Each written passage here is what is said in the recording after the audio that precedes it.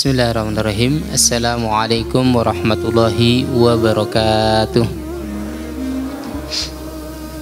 Alhamdulillahirabbil alamin. Nahmaduhu wa nasta'inuhu wa nastaghfiruh wa na'udzu billahi min syururi anfusina min sayyiati a'malina. May yahdihillahu fala mudhillalah wa may yudlilhu fala hadiyalah. Asyhadu an la ilaha illallah wahdahu la syarikalah wa asyhadu anna Muhammadan abduhu wa rasuluhu amma ba'd. Faqad qala Allah Ta'ala a'udzu billahi minasyaitonir rajim. Bismillahirrahmanirrahim. Ya ayyuhalladzina amanu taqullaha haqqa tuqatih wa la tamutunna illa wa antum muslimun. Bapak-bapak dan ibu-ibu ingkang kawula hormati, pertama monggo kita sarang-sarang mengucapkan rasa syukur dumateng Allah Subhanahu wa taala atas segala limpahan rahmat lan nikmatipun. Kita wonten ing enjang menika saged sareng-sareng makempal wonten ing Masjid Al-Walidain ya, dalam rangka untuk melakukan rutinitas kita setiap Ahad pagi, yaitu adalah kajian mentadaburi ayat-ayat Allah Subhanahu wa taala. Niki memang sebenarnya sesuatu yang harus kita kerjakan dan kita lakukan, bahwa mentadaburi ayat-ayat Allah Subhanahu wa taala itu adalah sebuah kewajiban, ya. Bukan sekedar kita untuk tamasya gitu, atau jalan-jalan atau rekreasi atau selingan atau nopo sekedar mengisi waktu mboten. Tapi niki memang adalah suatu yang menjadi kewajiban bagi kita sedaya, baik yang masih muda ya ataupun yang sudah tua. Nah, ini kan rata-rata mriki nggih pun sepuh-sepuh nggih ya yang hadir nggih. Mboten napa-napa niki memang berlaku umum untuk seluruh kaum muslimin. Setiap orang yang masuk dalam hadis Nabi ya,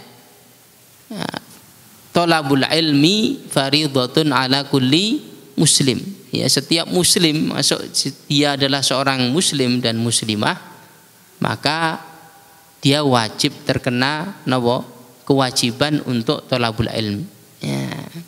Dan salah satunya ya kita lakukan pada pagi hari ini. Ya, terus niki ampun napa dianggap sebagai napa? Sambilan. Mumpung enjing dereng napa kerja wis tak ngaji sik. Nah, ngoten nggih.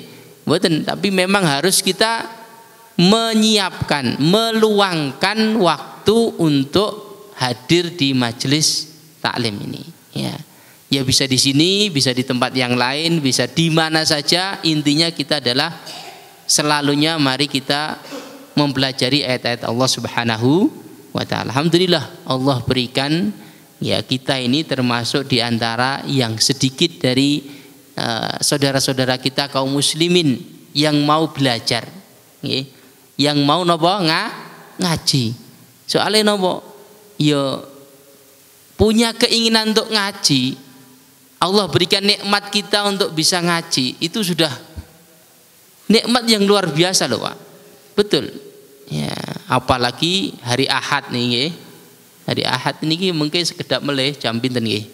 Jam 8, jam setengah 9 ngoten pun penuh rame macet mriki Pak nggih. Nggih napa mboten? Tiang nomor rekreasi, jalan-jalan, cuci mata, nggih. Cuci mata jane gampang. Ya, tengkolah mawon napa? Terus napa? Cemplungke niku didelepke ngoten. Ya, pun resik insyaallah. Ya, tapi ya niku ya kadang curi matanya pengen yang jauh gitu ya, jauh-jauh dari Solo ke Tawangmangu, padahal orang Tawangmangu tiap hari ya biasa wae ya, pengennya teng Solo gitu, teng Grand Mall mriko napa teng pundi gitu ya. Cuci mata gian sami alasane ya. Masyaallah, subhanallah ya. Jadi alhamdulillah Allah berikan nikmat kita ini untuk bisa hadir di majelis ini dan di majelis-majelis yang lain, majelis-majelis zikir yang lain. Salawat dan salam kita limpahkan dumateng Nabi kita Muhammad sallallahu alaihi wasallam beserta para sahabat-sahabat, keluarga-keluarga dan pengikut-pengikutnya hingga akhir zaman nanti. Mudah-mudahan Allah berikan kita sebagai orang yang mampu mengikuti mereka bil ihsan, dengan baik dan benar, sehingga kita selamat fid din wa dunya wal akhirah. Bapak-bapak dan ibu-ibu sekalian yang ingkang dirahmati Allah Subhanahu wa taala, bilih wonten ing injing menika kita temane ya tidak jauh dari Al-Qur'an, nggih, tidak jauh dari napa? Mentadabburi Al-Qur'an. Nah, hari Ahad niku memang hari yang spesial bagi tadi saya sampaikan orang-orang luar kota untuk hadir ke tempat ini. Rekreasi, meniat. Orang bilang tadabbur alam. Ya, tadabbur alam. Nah, padahal tadabbur sebagaimana disampaikan oleh salah seorang ustadz saya, Ustadz Hidayat Maghribi. Beliau mengatakan bahwa penggunaan istilah tadabbur niku sering salah, klentu, nggih. Soalnya napa? Tadabbur niku adalah merenungkan ayat-ayat Allah Al-Qur'aniyah. Jadi kalau disebut tadabbur itu tadabbur Al-Qur'an, bukan tadabbur alam.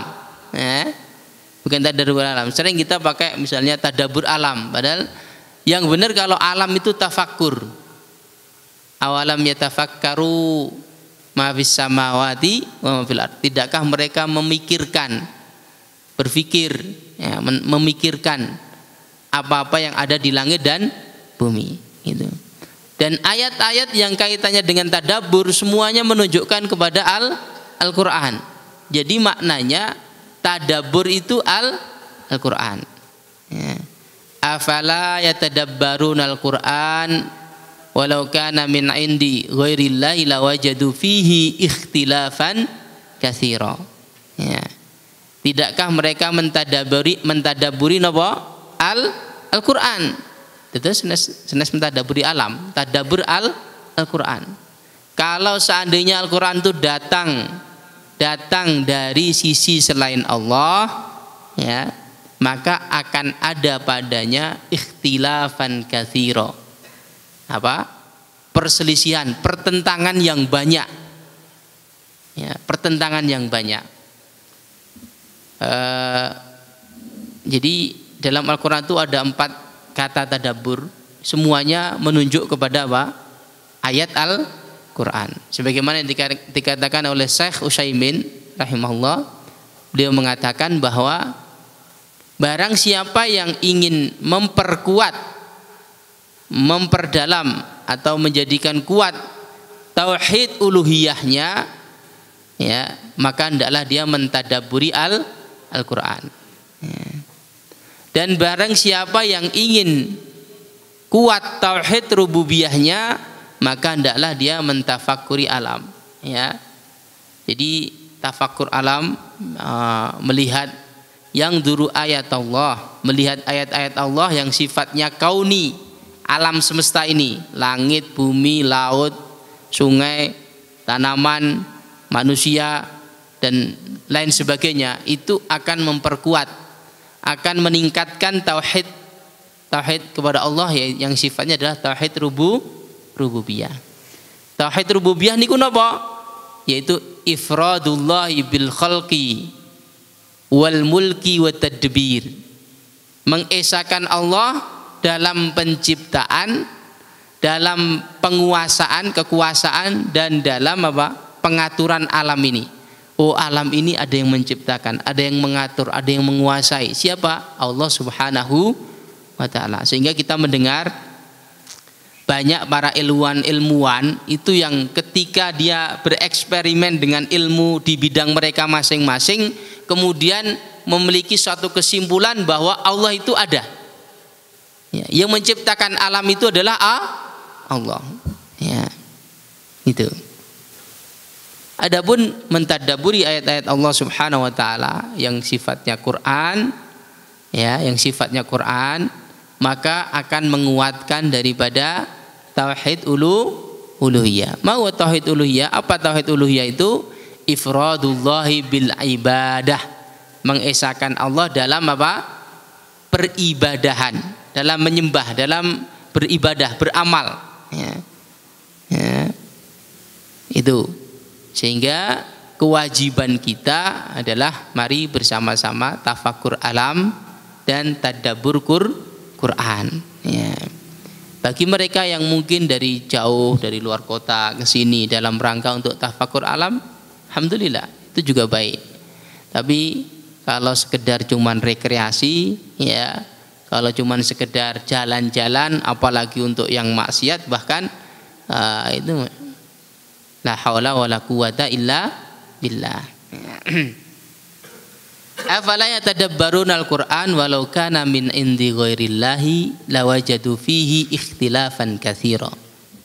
Tidakkah mereka mentadaburi Al-Qur'an? Ya, Al-Qur'an, isi Al-Qur'an ini. Jadi afala itu harful istifham. A itu harful istifham, kata tanya. Ya, kata tanya. Kalau nanti mempelajari balaghah, ya, ilmu balaghah, kata tanya di sini bimaknal amr, yang artinya adalah perintah. Tanya tapi merintah. Jadi sebenarnya Allah itu memerintahkan kita untuk selalu mentadabburi Al-Qur'an. Afala yatadabbarun Al-Qur'an.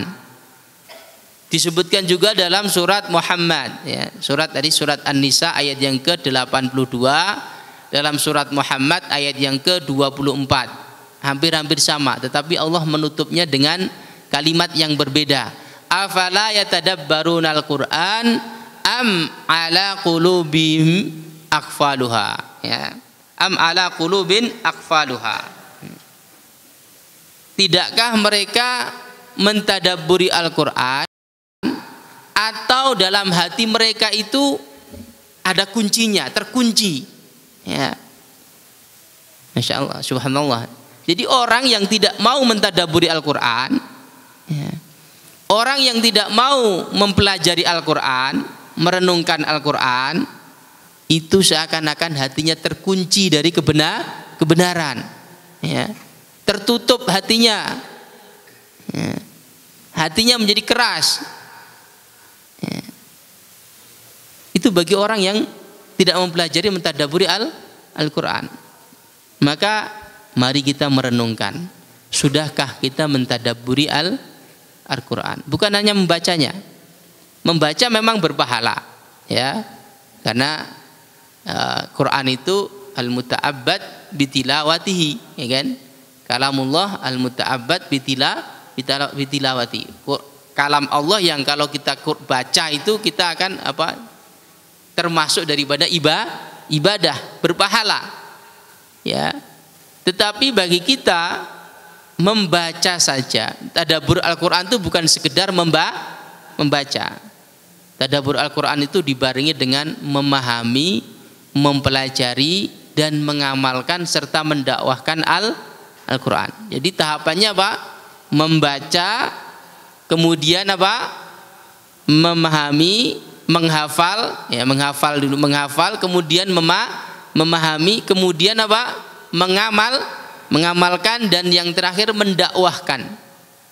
Itu tahapan-tahapan kita di dalam apa? Mentadabburi Al-Qur'an. Nah, kita ini seringnya masih baru apa? Tahap awal ini, ya. Tahap napa? Ingkang pertama, ya niku napa? Maca Al-Qur'an, maos Al-Qur'an. Ning niku mawon pun alhamdulillah nggih.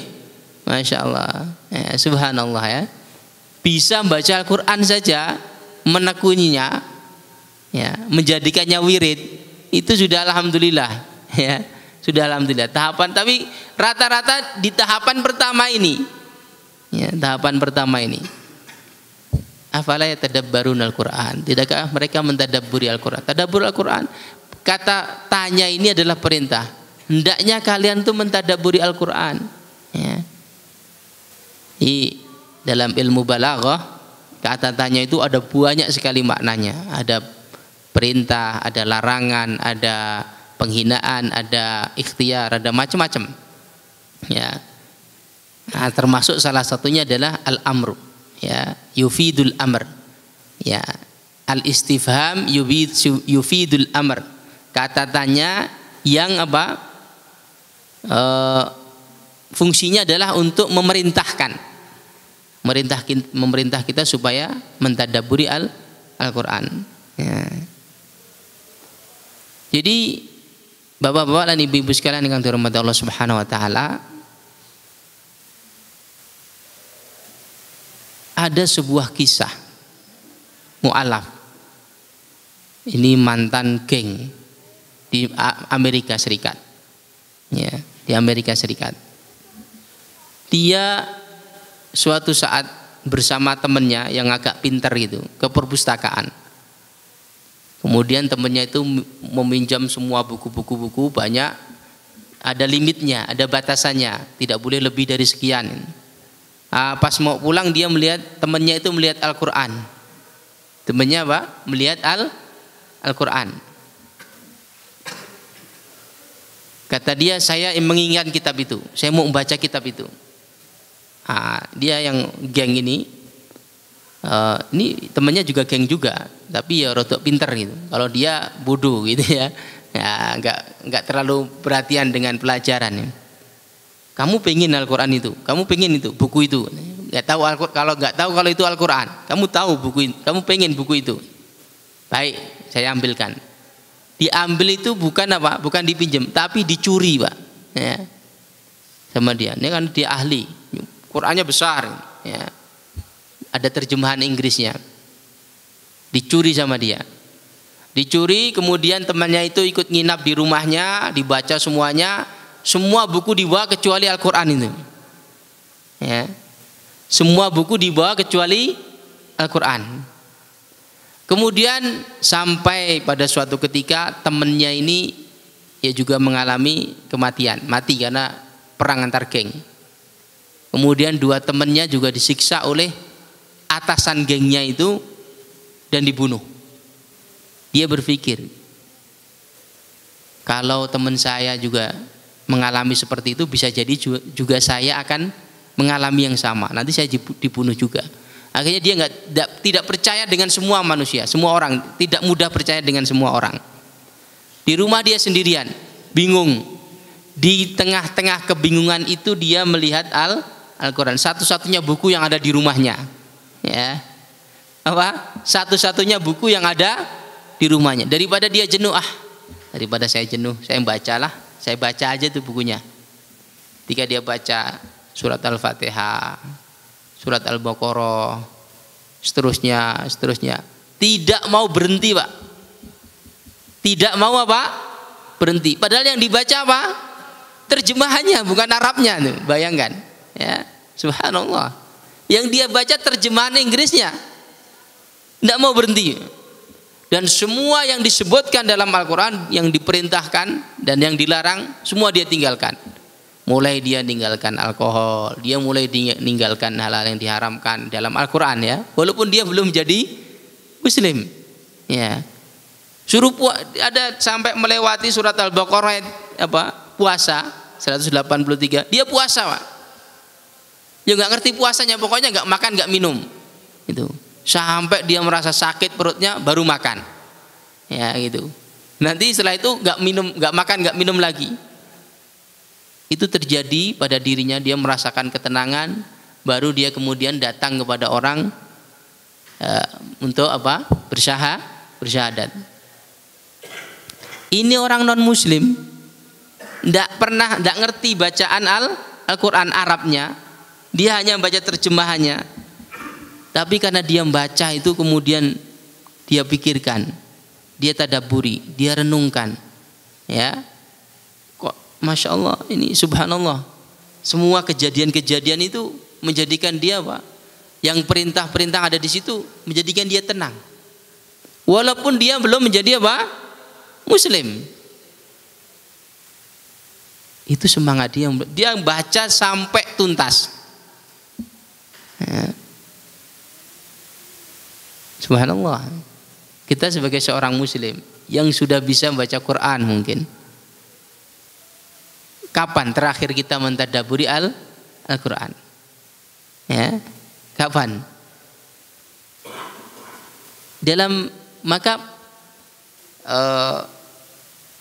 dalam kita membaca Al-Quran itu sebaiknya kita juga membaca artinya, dan kalau perlu membaca apa? Tafsirnya. Kalau perlu dibaca di dalam halakoh, dalam apa pertemuan dengan dibimbing oleh seorang ustadz gitu. Sehingga dalam membaca itu kita bisa mengambil manfaat dari ayat Al-Quran, karena tujuan kita membaca itu adalah al-amal, mengamalkannya. Bagaimana kita kalau mengamalkannya kalau tidak tahu kesimpulan yang ada di dalam ayat tersebut, apa manfaat dalam ayat ini, ya gimana ya.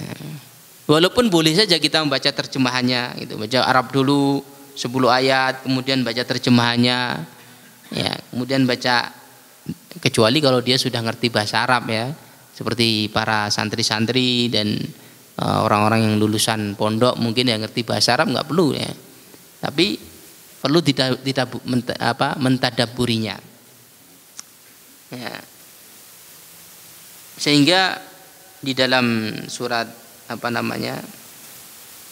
surat Shad ayat yang ke 29 Allah Subhanahu wa taala berfirman, kitabun anzalnahu ilaika mubarakun liyadabbaru ayatihi waliyatadzakkaru ulul albab.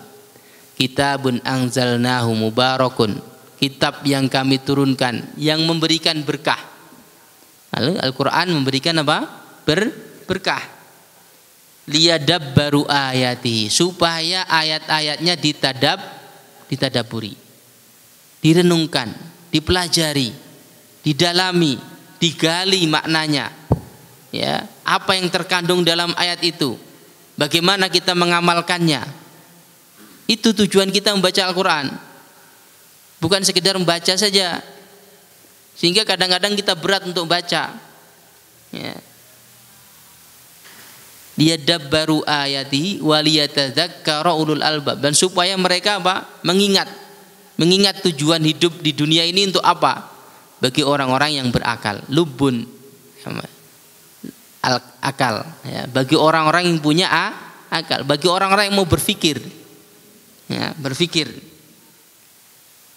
Dalam tafsirnya Ibnu Katsir mengutip perkataan Imam Hasan Al-Basri rahimahullah, seorang tabi'in ya, bahkan tokohnya tabi'in. Wa ma tadabbara ayati illa ittiba'uhu. Tidaklah mentadaburi ayatnya itu kecuali untuk apa? Mengikutinya, untuk diamalkan. Ya. Amma wallahi wa huwa bihifdzi hurufihi wa idha'ati hududihi amma wallahi wa huwa bihifdzi hurufihi wa idha'ati hududihi hatta wa inna ahadahum la yaqulu qad qara'tul qur'ana kullah fama asqattu minhu harfun wa qad asqatahu Allahu kullah ya. Dalam riwayat yang lain, wa ma yaralul Qur'an fi khalqin wala amal ya, fi khuluqin wala amal, wa ma yaralul Qur'an fi khuluqin wala amal ya. Adapun membaca Al-Qur'an itu untuk ditadaburi dalam rangka apa? Untuk diikuti, diamalkan. Sedangkan demi Allah, orang yang hanya menghafal saja, bahkan membaca dan menghafal saja, bihifdzi hududihi wa idha'ati bihifdzi hurufihi, menghafal huruf-hurufnya, ayatnya, tetapi dia apa? Idha'ati hududihi, meremehkan hukum-hukumnya, batasan-batasannya ya. Ada orang-orang yang dia itu cuman baca tapi tidak diamalkan ya. Tidak dikerjakan, dipelajari tapi tidak dihafalkan, dipelajari tapi tidak diamalkan. Itu sia-sia ya. Sia-sia belaka.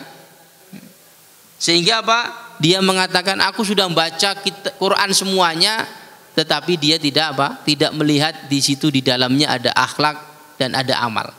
tidak menjadi akhlak, tidak menjadi amal. Ya. Al-Quran itu harus apa? Melebur dalam diri kita menjadi akhlak. Ya. Keluar natijahnya, hasilnya. Ya. Hasilnya kita mentadabburi Al-Quran, mempelajari Al-Quran itu apa? Digambarkan, direpresentasikan sebagai apa? Tindakan, amalan, akhlak, perbuatan. Begitu. Ya. Kalau tidak, maka sia-sia, maka tidak bermanfaat.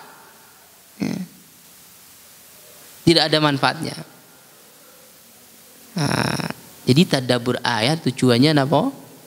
Supados saged kita amalkan seluruh apa yang terdapat di dalam Al-Quran. Karena tujuan kita itu tujuan kita mentadabburi Al-Quran.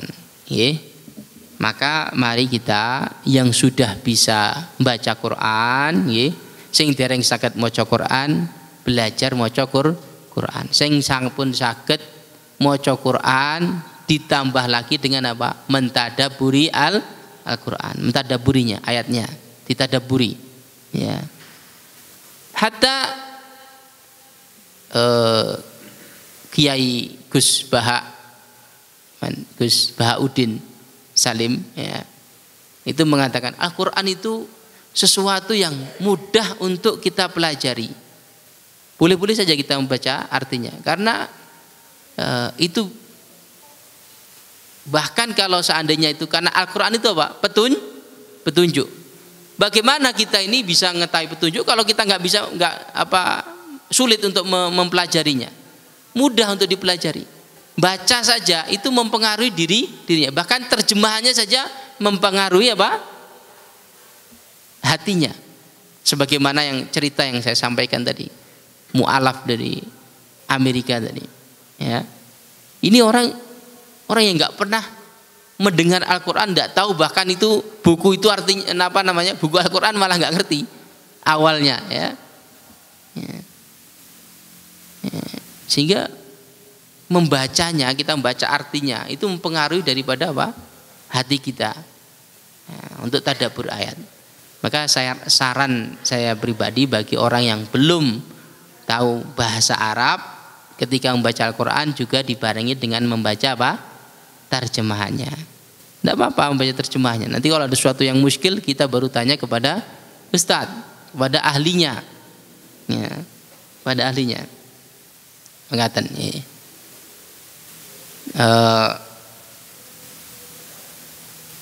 karena memang Al-Quran itu mukjizah, sehingga siapapun orang bisa mengambil ilmu dari Al-Quran dengan mudah, ya. Tidak ada yang sulit di dalam kita mempelajari Al-Quran, tidak ada.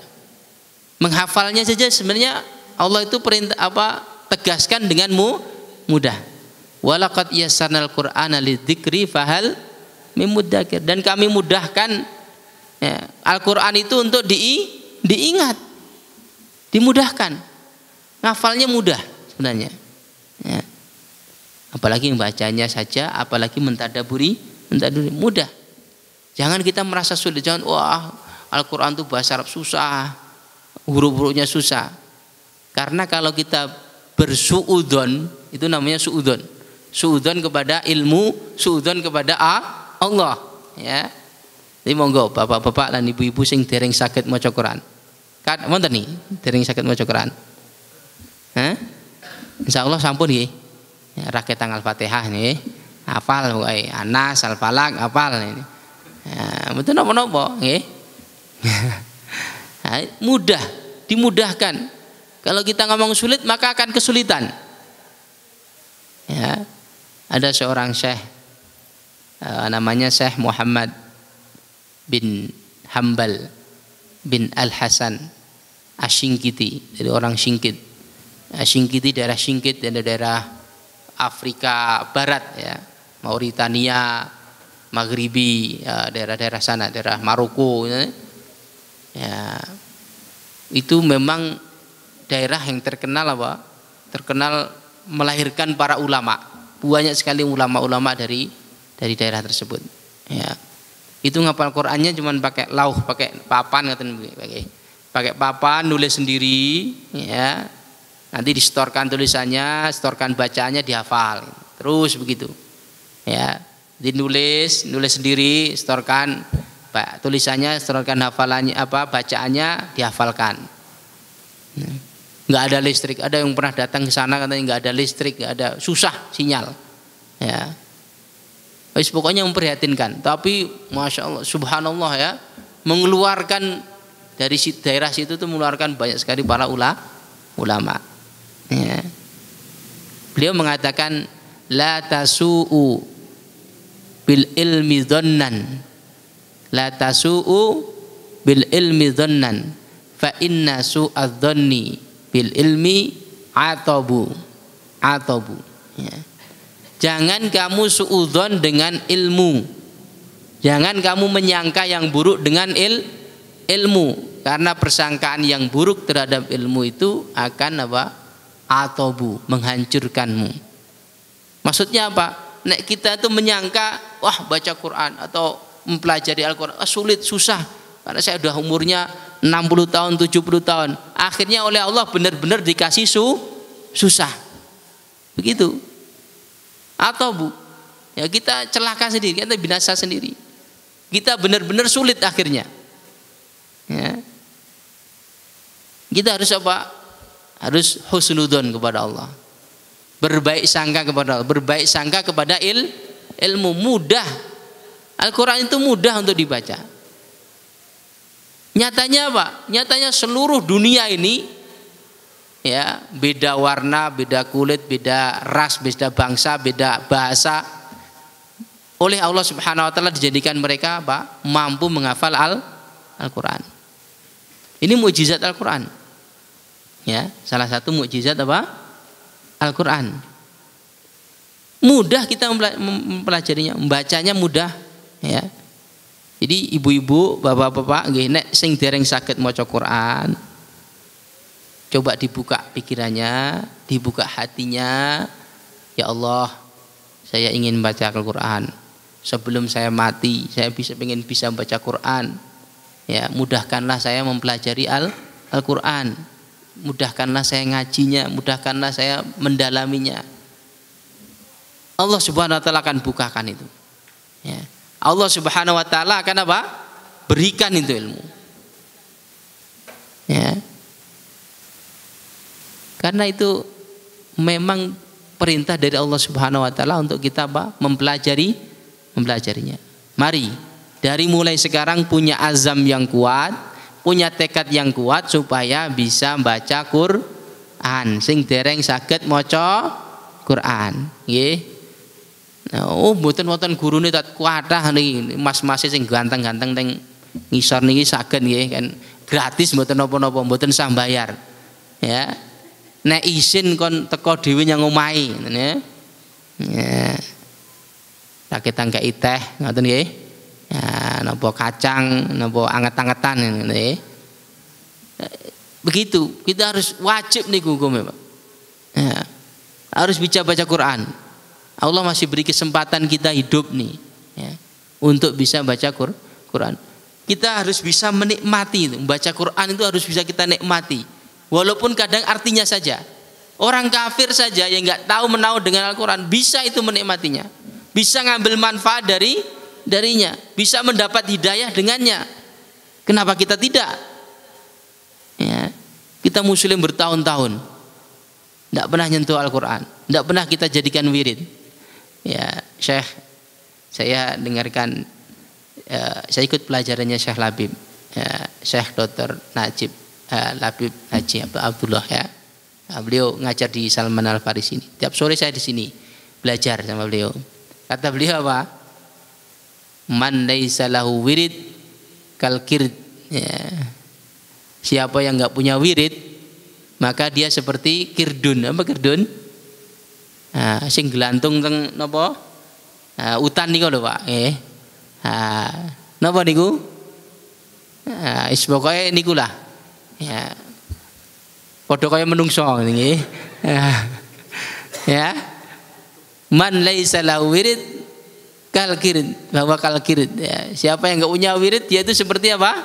Ya seperti hewan. Ya. Nah, seperti kera ya. Ada ini apa namanya?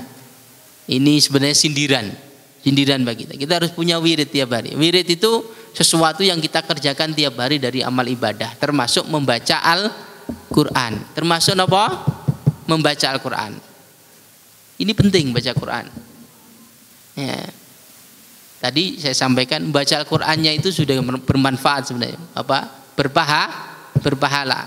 Alif lam mim 1 huruf 10. Ya. Ya. Kalau 3 huruf 30.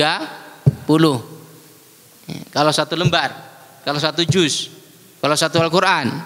Subhanallah. Ya. Itu bacanya saja. Apalagi kalau kita tadi dibarengi dengan tadabbur.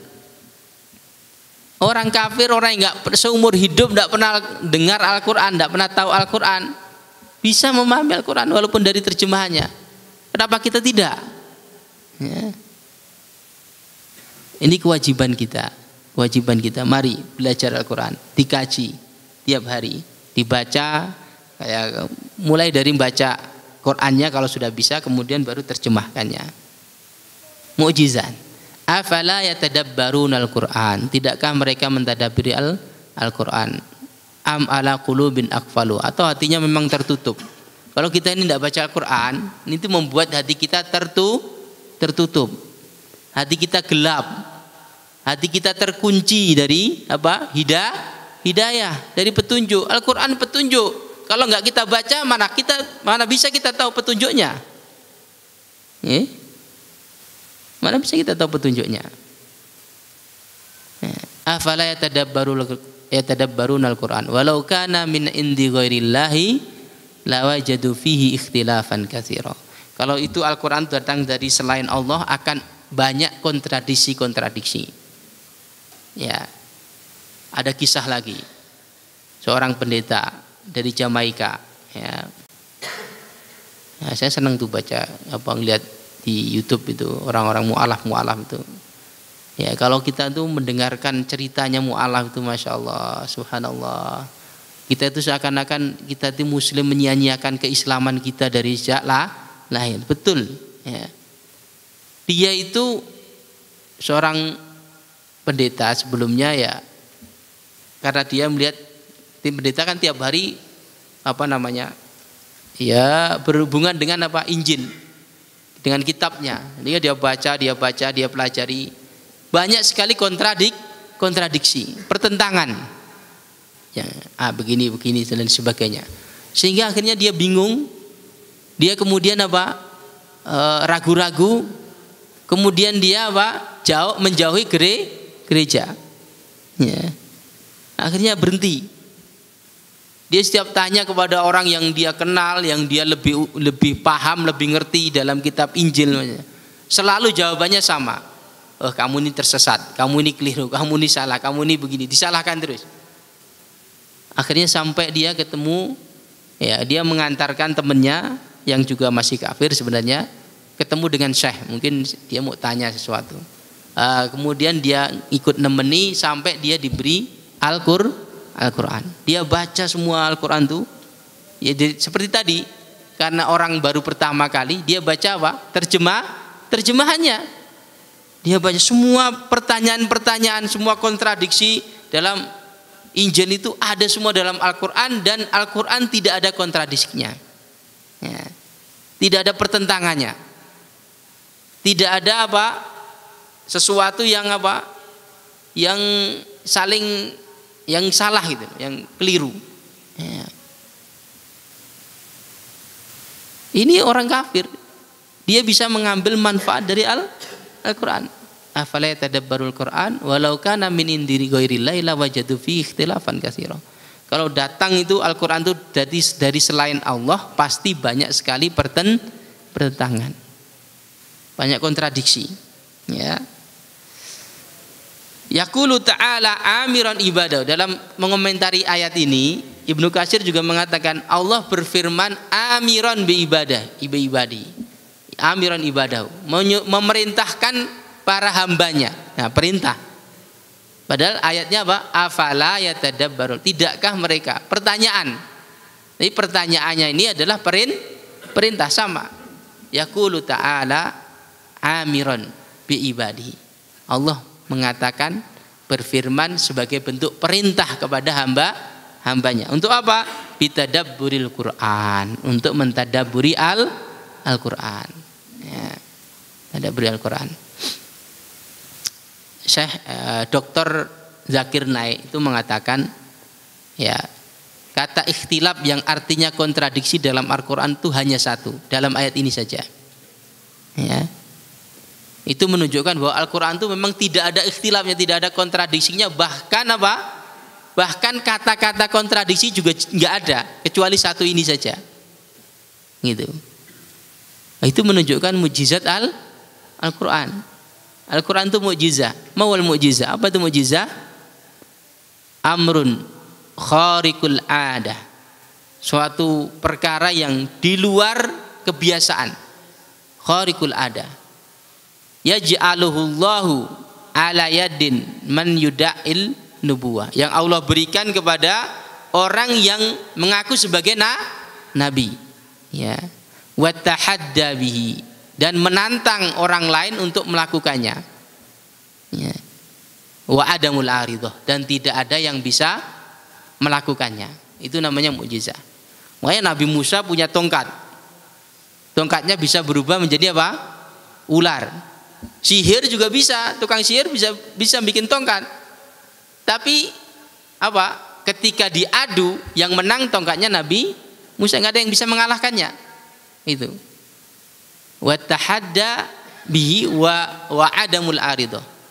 Dengan mukjizat tadi itu, ya, para nabi dan rasul itu menantang orang-orang yang menyelisihinya, dan tidak ada yang mampu mengalahkannya. Begitu juga Al-Quran, mukjizah. Ajaza yu'jizu, mukjizah. Ya, Al-Quran itu mengalahkan apa? Semua kitab-kitab yang ada, baik samawi maupun kitab apa? Kitab yang bukan samawi. Samawi itu kitab yang diturunkan dari langit. Yang bukan samawi ya kitab karangan manusia. Apa nopo? Gatoloco, apa kitab apa lagi? Serat apa ngoten nggih? Apa kitab mungkin ya kitab-kitab yang karangan manusia lah. Ya. Termasuk Injil yang sudah dirubah-rubah ini kan karangan sehingga banyak kontradisinya. Ya, itu mukjizah. Sampai sekarang dari zaman sejak Rasulullah SAW ya membawa Al-Quran ini sampai sekarang menantang siapapun ya untuk membuat seperti Al-Quran. Pertama Allah menantang apa? Membuat seperti Al-Quran, satu Quran penuh berisi surat-surat, ayat-ayat dan lain sebagainya. Ya. Ya. Walau istama'atil insu wal jinnu ala ayyatu bimisli hadzal Qur'an la ya'tuna bimisli. Seandainya seluruh jin dan manusia, kalangan jin dan manusia, jin yang bikin apa? Candi Prambanan, Roro Jonggrang ya, bikin candi satu malam, atau jin apa saja ya. Dan manusia berkumpul, seluruh manusia dan seluruh jin kumpul rapat gitu ya. Ya.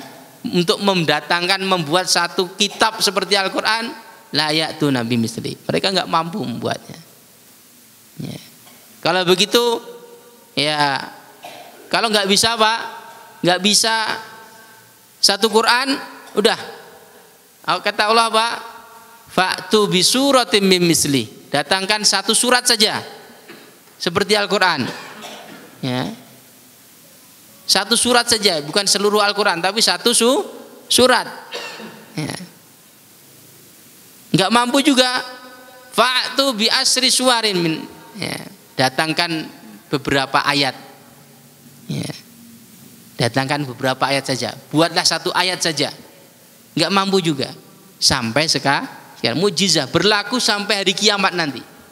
Al-Quran berlaku sampai hari kiamat. Seluruh mukjizat Nabi inqadat, sudah selesai. Mukjizatnya Nabi Musa, Nabi Isa sudah selesai, kecuali Al-Quran datang sampai hari kiamat. Kenapa? Risalah Nabi sampai hari kiamat. Ini mukjizat. Mukjizat yang Allah Subhanahu wa taala berikan kepada kita masih bisa kita nikmati.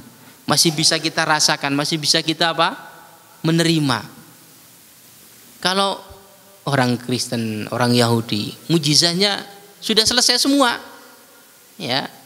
Tauratnya, Injilnya, apalagi bahkan tongkat Nabi Musa dan lain sebagainya, mukjizat yang diberikan oleh Nabi itu sudah selesai semua. Ya. Tapi Al-Quran mukjizat yang terbesar dari Rasulullah SAW yang diberikan kepada Rasulullah itu bisa kita rasakan. Ya. Mari kita menyelami mukjizat ini. Ya. Mukjizat. Ya. Kita harus ta'amul, harus apa? Selalu bergaul, selalu apa? Bermuamalah dengan Al-Quran. Ya. Monggo. Sarang-sarang kita sedaya dari mulai sekarang berazam bertekad untuk napa? Mentadaburi Al-Quran, mempelajari Al-Quran. Jangan sampai kita seperti dalam sabda Nabi, diadukan oleh Allah. Nabi mengadukan kepada Allah atas napa? Perbuatan kaumnya. Wa qala ar-rasulu ya rabbi inna qaumi ittakhadhu hadzal qur'ana mahjura, dalam surat Al-Isra ayat yang ke-30. Dan Rasul mengatakan, wahai Rabbku, sesungguhnya kaumku menjadikan Al-Quran itu mahjura, sesuatu yang ditinggalkan. Ya. Inna qaumi ittakhadhu hadzal qur'ana mahjura. Kaumku meninggalkan Al-Quran, tidak mau Al-Quran, nggak mau dengarkan Al-Quran. Itu kisahnya gimana? Kisahnya Rasulullah kalau baca Quran, orang-orang musyrik itu apa? Orang-orang musyrik itu bicara yang keras, ngomong. Pokoknya ada teriak-teriak atau bicara atau pokoknya ramai, berbuat ramai supaya tidak mendengar Al-Quran. Kenapa? Karena kalau mereka mendengar Al-Quran akan terpengaruh. Terpengaruh. Sehingga supaya orang-orang ini, kaumnya ini, orang yang musyrik ini, supaya dia tidak terpengaruh oleh tokoh-tokohnya, suruh rame, ya, teriak-teriak, ngomong yang lain, apa-apa nggak jelas. Kalau sekarang mungkin nyetel dangdut gitu ya, dangdut koplo, dangdut apalagi nyetel campur saru, ya, campur sari apa campur saru?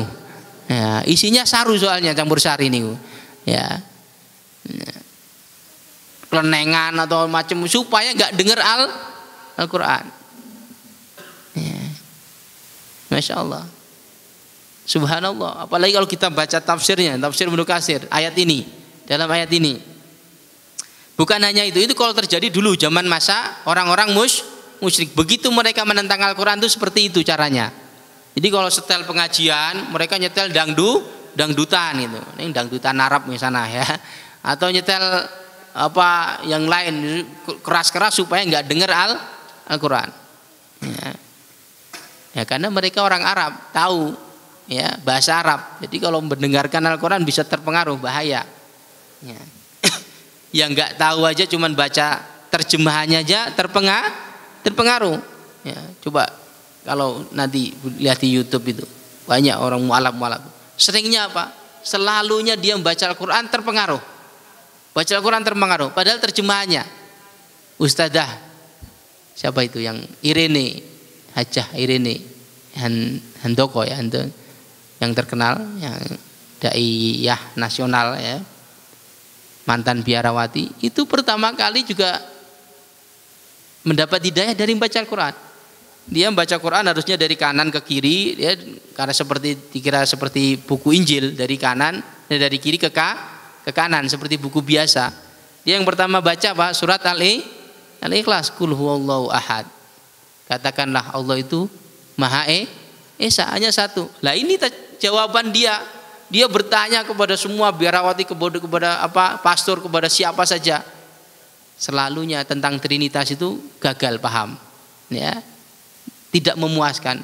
Baca pertama dalam surat Al-Quran langsung dia Pak dapat jawaban. Ya. Itu dan banyak lagi yang lain. Jadi dalam tafsirnya surat apa? Surat Al-Isra ayat yang ke-30. Termasuk di antara menjauhi Al-Qur'an, wa na'udzubillahi min dzalik wal iyadu billah ya. Dan semoga kita tidak termasuk di antaranya adalah tarku ilmihi wa hifdhihi. Tarku apa? Ilmihi wa hifdhihi. Tidak menghafal dan mempelajarinya. Tidak mempelajarinya. Ya. Tapi ya, tadi apa? Tidak mentadabburinya. Tidak mentadabburinya. Tidak mempelajarinya. Itu termasuk kita apa? Meninggalkan Al-Qur'an. Menghajar itu menjauhi, mengasingkan Al-Qur'an. Ya, tarku ilmihi wa hifdhihi. Ya, yang pertama tadi bahkan membuat saingan-saingan dangdut dan sebagainya. Yang kedua ini tarku ilmihi wa hifdhi. Yang ketiga tarkul imanu bihi wa tasdiqihi. Tidak mengimani dari Al-Qur'an dan membenarkan isinya. Banyak loh di kalangan umat Islam ini yang dia tidak percaya dengan isi Al-Qur'an, banyak. Ya. Tidak yakin dengan isi Al-Qur'an. Tidak percaya dengan, bahkan mereka ingin merubahnya. Hukum-hukum yang sudah ditetapkan oleh Allah pengen dirubah. Karena apa? Alasannya tidak sesuai dengan kondisi zaman. Ya. Tarkul imani bihi wa tasdiqi. Tidak mau mengimani ya, dan tidak mau membenarkan isinya. Tidak percaya. Ya. Dari umat Islam itu banyak sekali mereka yang seperti ini. Ya. Baik karena kebodohannya atau karena kesalahannya dia dalam mempelajari Al-Qur'an. Yang ketiga, yang keempat adalah tarkul amalu bihi. Nah, yaitu tidak mengamalkannya, tidak mengamalkan isi Al-Qur'an. Itu termasuk kita ini apa? Menjauhi Al-Qur'an, mengasingkan Al-Qur'an.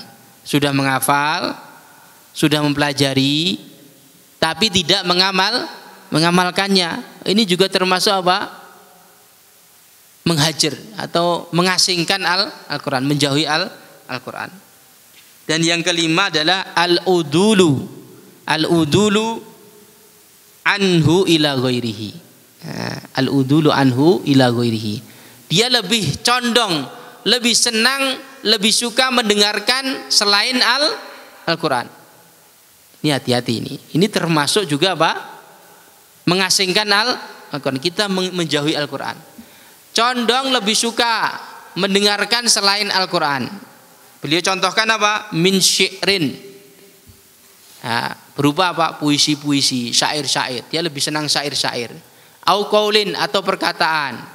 Dia lebih senang mengutip perkataan misalnya Aristoteles atau apa? Ya, perkataan-perkataan para filsafat itu, orang-orang yang enggak benar, yang keblinger daripada perkataan Al-Qur'an. Au ghinain atau nyanyian. Ya, nyanyian tadi. Lebih senang dengarkan apa? Dangdut. Campur saru. Apa lagi? Ya. Ya, dia lebih senang nyanyian-nyanyian daripada Al-Qur'an. Nah, kita di rumah itu lebih senang dengarkan atau mungkin dengarkan nyanyian daripada Al-Qur'an. Kita lebih sering nyetel apa? Ya, dangdutan daripada Al-Qur'an, atau campur sari daripada Al-Qur'an, atau apa saja. Ya.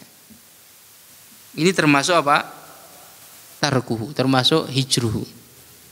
Au kalamin, au lagwin, au tariqatin ma'khudun min khairi, atau perkataan atau tariqah. Tariqah itu prinsip, ya. Prinsip yang dia lebih suka prinsip, misalnya prinsip kapitalis, pokoknya prinsip-prinsip yang selain Al-Qur'an. Al-Qur'an misalnya perintahkan untuk puasa, dia lebih suka yang lain. Dia lebih suka konsep-konsep selain Al-Qur'an, konsep hidup selain Al-Qur'an. Ini hati-hati ya. Jadi jangan sampai kita masuk daripada orang yang diadukan oleh Rasulullah SAW kepada Allah Subhanahu wa ta'ala. Ya Rabbi, wa qala Rasulu ya Rabbi, inna qaumi ittakhadhu hadzal Qur'ana mahjura. Ya Allah, apalagi kita ini tiap hari. Sudahkah kita tiap hari membacanya? Sudahkah tiap hari kita mendalaminya, memahaminya? Sudahkah tiap hari kita berusaha untuk mengamalkan isinya? Ya. Sebelum terlambat, Allah masih beri kita kesempatan, waktu luang. Apalagi nek pun sepuh-sepuh ini kan pun pensiun nggih. Teng kebun wonten pensiune mboten? Hah? Mboten. Ya masyaallah, subhanallah ya. Wis dhe putu ya cek kerja mawon nggih. Cek seneng kebun teng kebun nggih. Ya, pun pasrahke teng anake mawon, jenengan pun linggih-linggih mawon teng griya nggih. Ngaji, maca Quran, ke masjid, tempat kajian, tiap hari-hari niku mawon nggih. Ya. Anake sing mboten purun teng ladang sakniki nggih. Masyaallah, subhanallah nggih. Nggih. Kegiatan sesibuk apapun mari kita sempatkan mempelajari, mengkaji satu ayat saja dari Al-Quran itu lebih baik daripada kita cuma sekedar membacanya. Tetapi apalagi kalau kita membaca banyak, yo ngajinya juga banyak, mentadabburi banyak, mengamalkannya juga banyak. Karena tujuan kita untuk membaca itu adalah mengamalkan. Itu mudah-mudahan kita bisa mengambil manfaat dari Al-Quran. Jangan sampai orang lain, orang yang belum pernah kenal Islam bisa mengambil manfaat dari Al-Quran, tapi kita sendiri yang Muslim sejak kita lahir ceprot nggih, malah sampai saat ini mboten pernah maca Quran, mboten maca Quran, apalagi mengkajinya, apalagi yang lain-lain. Masyaallah, subhanallah. Monggo berusaha, bukan hanya di sini, di mana saja. Kalau perlu di setiap kampung, setiap RT kita itu berusaha menghidupkan Al-Quran, baca Al-Quran, dibaca. Ya, di masjid itu kita usulkan bapak-bapak yang punya mungkin punya kekuasaan atau punya menjadi takmir masjidnya, programkan untuk ada baca Quran, tadarus Al-Quran, mentadabburinya. Ngoten nggih? Sanggup nggih niki nggih? Nah, bapak-bapak takmir masjid nggih. Nah, Masjid At-Taqwa, masjid napa melih? Istiqomah, masjid semua masjid ya kalau perlu ya, dihidupkan itu supaya masjidnya makmur. Masjid kalau tidak gunakan untuk mentadabburi Al-Quran untuk apa? Ya. Malah tinggal dangdutan, niku joget-joget ya. Video kan viral niku nggih. Ya, di depan masjid malah buat apa? Senam pagi coba bayangkan. Masjid nih gue senam itu ya. La haula wala quwata illa billah. Itu saja mungkin yang dapat saya sampaikan pada pagi hari ini. Semoga Allah Subhanahu wa taala memberi petunjuk kepada kita, memudahkan kita untuk mempelajari Al-Qur'an, memudahkan kita untuk mengamalkannya, sehingga kita dimudahkan oleh Allah untuk masuk dalam surganya. Ya, sebagaimana dalam hadis man salaka tariqan yaltamisu bihi ilman sahalallahu lahu bihi tariqan ilal jannah. Siapa yang menempuh suatu perjalanan untuk apa? Mendapatkan ilmu, mempelajari ilmu, mentadabburi Al-Qur'an, maka Allah akan mudahkan baginya jalannya menuju surga. Ya.